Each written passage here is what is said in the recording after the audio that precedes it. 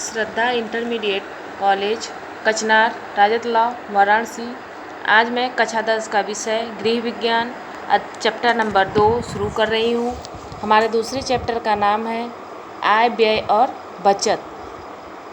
आय व्यय और बचत। आय का मतलब होता है कितना हमारे पास पैसा आ रहा है, व्यय मतलब पैसा कितना खर्च हो रहा है, और व्यय मतलब कितना पैसा खर्च हो रहा है, और बचत मतलब कितना हम लोग को आय व्यय में से कितना मतलब बचा के रखे हैं।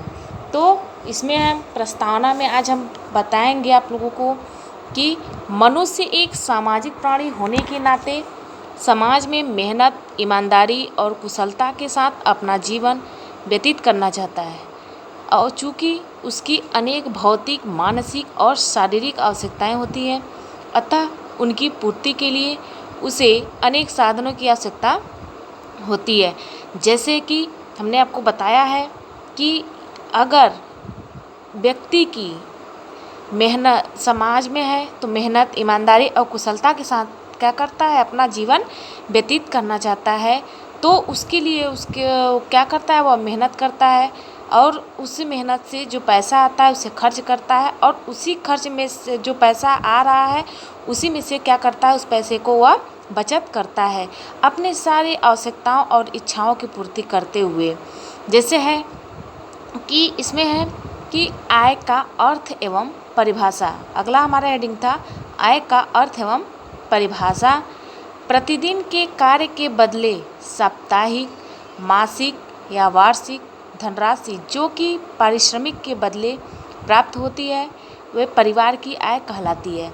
जैसे कि आप लोगों को बताया गया है कि जिस प्रकार से परिवार की कार्य करने में, जैसे है व्यक्ति कार्य कर रहा है तो वह क्या कर रहा है, प्रतिदिन मेहनत कर रहा है, तो उसको कभी कभी देखते हैं पैसा मिलता है, तो कभी सप्ताह में मिलता है, तो कभी महीने में मिलता है, तो कभी वार्षिक धनराशि। तो जो हमारा साप्ताहिक होता है और मासिक होता है, तो उसमें से जो सबसे ज़्यादा व्यक्ति को अपने मासिक से या वार्षिक धनराशि जो कि पारिवारिक श्रम, जैसे कि ये सब कभी व्यक्ति को साप्ताहिक में मिलता है, तो कभी मासिक में और कभी वार्षिक में, इन सब की धनराशि उसको कैसे प्राप्त होती है, एक परिश्रम करने पे, कोई कार्य करने पे, तो उसको एक इस धन की प्राप्ति होती है। तो वह क्या कहलाता है, परिवार की आय। परिवार की अर्थव्यवस्था आय व्यय तथा बचत पर पूर्ण रूप से निर्भर रहती है। जैसे है परिवार क्या है, उस व्यक्ति पर निर्भर है कि उसका परिवार में किस तरीके से पैसा आ रहा है और कितना व्यय हो रहा है और कितना बचत हो रहा है, वह पूर्ण रूप से किस पे निर्भर रहता है, उसकी पूरी अर्थव्यवस्था, परिवार की पूरी अर्थव्यवस्था उसकी जो व्यक्ति कमा रहा है कितना, तो उसकी आय पर निर्भर करता है। तो किसी व्यक्ति को अपने प्रयत्नों से अर्जित पदार्थों के विनिमय या अपनी सेवाओं को दूसरे को प्रदान करने से अथवा अपनी संपत्ति या बचत को दूसरों के उपयोग में देने से जो द्रव्य प्राप्त होती है वही आय है।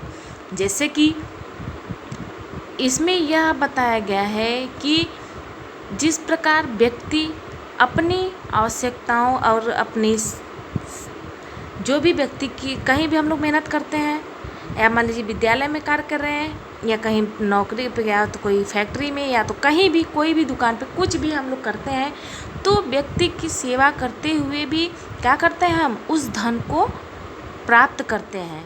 ठीक है। फिर इसमें परिभाषा में है प्रोफेसर ग्रास व क्रेंडल के अनुसार, इन्होंने कहा है कि पारिवारिक आय मुद्रा, वस्तुओं, सेवाओं तथा संतोष का प्रवाह है जो परिवार के अधिकार में आवश्यकताओं व इच्छाओं को पूर्ण करने व उत्तरदायित्वों के निर्वाह हेतु आता है। जैसे है पारिवारिक आय मुद्रा, जैसे है कि परिवार में कितना आ रहा है पैसा, कितना उसका परिवार का अधिकार है, उस पे उनकी आवश्यकताओं व इच्छाओं को पूर्ण करने व, जैसे कि व्यक्ति परिवार में है, जो व्यक्ति पैसा कमा रहा है तो क्या करता है, सारे अपने परिवार की इच्छाओं को आवश्यकताओं को पूरा करते हुए वह क्या करता है, परिवार का ध्यान रखता है। उसका यह उत्तरदायित्व बनता है कि व्यक्ति किस तरीके से परिवार में अपने पैसे को खर्च करे, ताकि दूसरे व्यक्ति को, अगले व्यक्ति को कोई परेशानी न हो। फिर है हमारा, इसी में आएगा आपका आय के भेद। आय के भेद में आय हमारे की मतलब कि पैसा किस तरीके से आता है, कैसे कैसे। आय को दो भागों में बांट सकते हैं। पहला है कि प्रत्यक्ष आय और दूसरा अप्रत्यक्ष आय। इसमें प्रत्यक्ष आय में मुख्य रूप से गृहिणी द्वारा, गृह स्वामी द्वारा अर्जित धन ही क्या है, प्रत्यक्ष आय।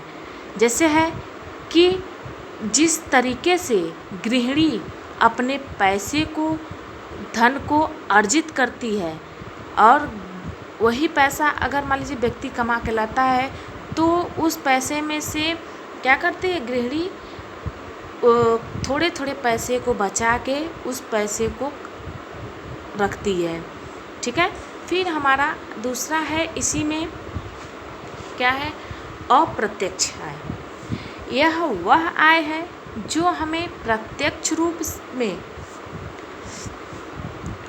रूप में तो प्राप्त नहीं होती, वरन मिलने वाली सुविधाओं से प्राप्त होती है, जैसे निःशुल्क शिक्षा, निःशुल्क जल तथा विद्युत की प्राप्ति, वर्दी व मनोरंजन की सुविधा आदि।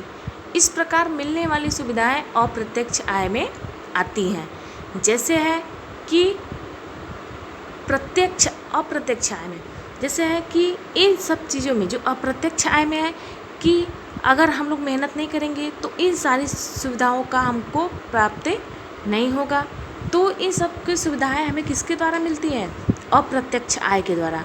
अप्रत्यक्ष आय के द्वारा कि हम मनोरंजन की सुविधा और विद्युत की, निःशुल्क शिक्षा और निःशुल्क जल, ये सब चीज़ें अगर हम लोग प्राप्त करते हैं तो ये सब हमारी सुविधाएं किस में आएंगी, अप्रत्यक्ष आय में।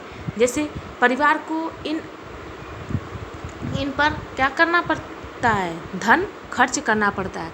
अगर मान लीजिए हम लोग शिक्षा ग्रहण कर रहे हैं तो उस पर भी पैसे का खर्च होता है। और विद्युत, जैसे घर में हम लोग यूज़ कर रहे हैं, सारी व्यवस्थाएं, हीटर है, कूलर है, फ्रिज है, टीवी, पंखा, ये सब किससे चलता है, हमारा विद्युत से चलता है।